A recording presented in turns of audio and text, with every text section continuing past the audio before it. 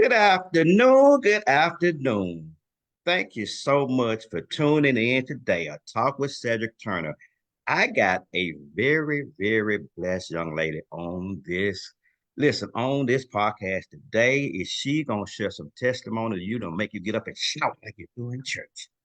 And her name is Miss Carolyn Michael-Banks. She is the owner and founder. Say the owner and founder of a tour of possibilities. It's an African American history sightseeing tour company of Memphis, Tennessee. She is a native of Bronx, New York, and lived Woohoo! there. Whoa, and lived there until she attended Clark University in Worcester. Was it Massachusetts? Yep, Okay, Worcester, Massachusetts. Yes, okay, sir. yeah, okay. So you relocated from Washington D.C.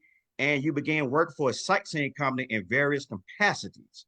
She quickly rose up through the ranks and became GM of one of the largest sightseeing tour companies in the country. Congratulations.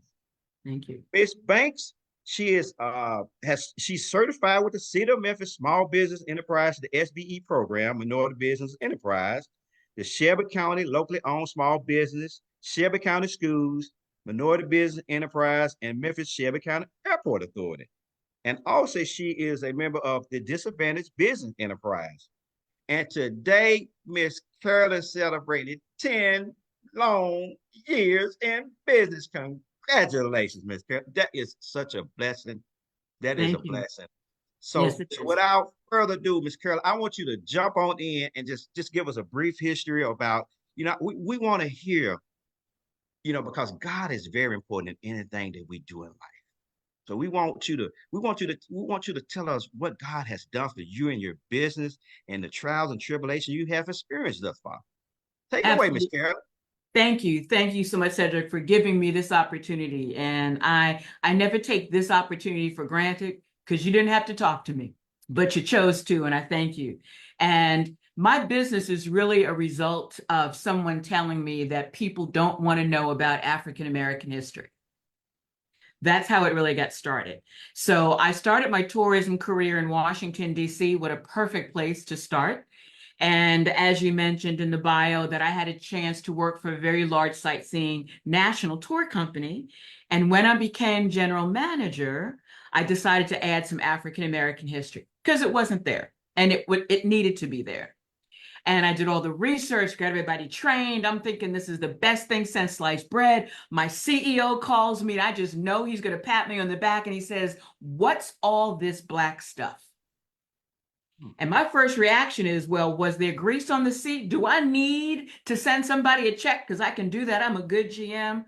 And he said, no, it wasn't grease. However, I'm getting calls and I'm getting letters that people are too uncomfortable with this information. Now, this is 1989.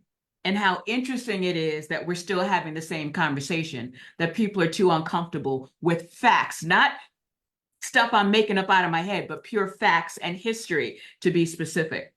So long story short, I get transferred to work in Savannah, Georgia. I opened up their operation there.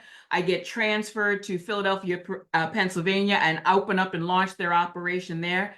And then I get downsized. Now, Cedric, I'm like, Lord, you had me move all over the place. Why? How could this be happening to me? But what I didn't realize was that I had prayed about that. And my prayer was, God, if I ever have a chance, if I ever have time, I'd start my own company so I can have in it what I want to have in it. And it was as if God said, well, daughter, you got all the time in the world because you don't have a job. So, and that's how I got my business started in Philadelphia, Pennsylvania. And that was an experience. The whole journey has been an experience. But the icing on the cake, can I tell you the icing on the cake after I get downsized and I'm in Philly, I know no one other than the people who I hired. I ended up meeting the man of my dreams who put a ring on it. Yes, he did. And Watch out, he man. lived and he lived in he was from Philly, but he lived in Memphis. And that's how I got from Philly to Memphis.